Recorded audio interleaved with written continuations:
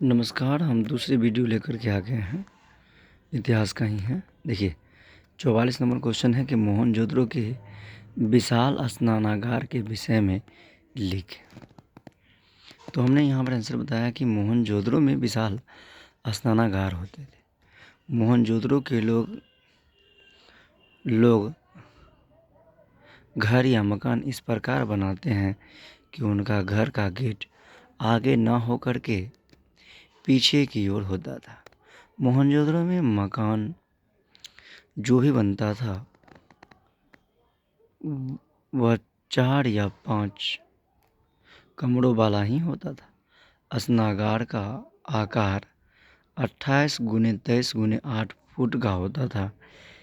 इसके चारों ओर बरामदे होते थे। स्नानागार को पानी से भरने के लिए एक कुआं भी होता था।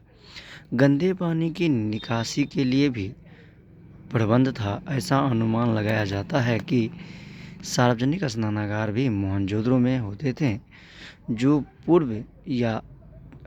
पर्व या त्योहारों के समय ही खुलते थे। अब अगला प्रश्न देखिए। अगला है हमारा कि मुगल काल में महिलाओं की स्थिति पर प्रकाश डालें। तो मुगल काल में महिलाओं को पर्दा प्रथा का रीति रिवाज था। शिक्षा और संपत्ति के उनके अधिकार भी सीमित थे। उस समय में बहुपत्नी तथा सती प्रथा का प्रचलन था। इससे मुगल काल की महिलाएं भी प्रभावित थी।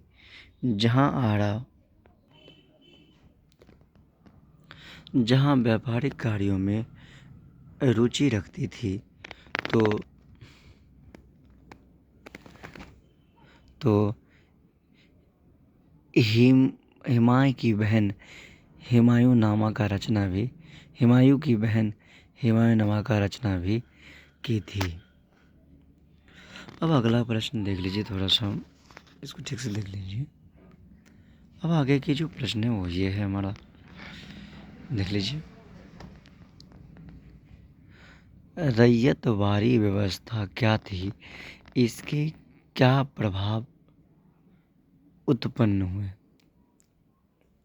ठीक है, अब आंसर है देखिए। रैयतवाड़ी व्यवस्था के अंतर्गत किसान भूमि का मालिक होता था और वही भू राजस्व का कर भुगतान करता था।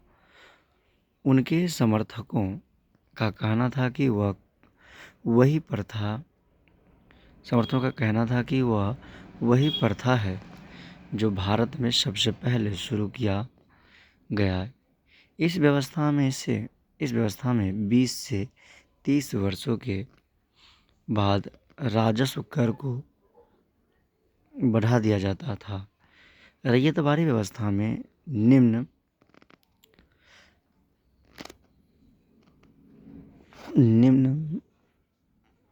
भर्तियां थी।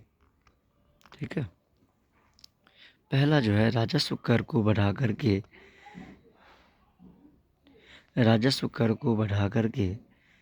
45 से 55% तक कर दिया गया था। दूसरा, भू राजस्व कर को बढ़ाने का अधिकार सरकार अपने पास रखते थे। और तीसरा, सरकारी कर्मचारी किसानों पर अत्याचार कर रहे थे और किसान का शोषण पहले जैसा ही होता रहा था।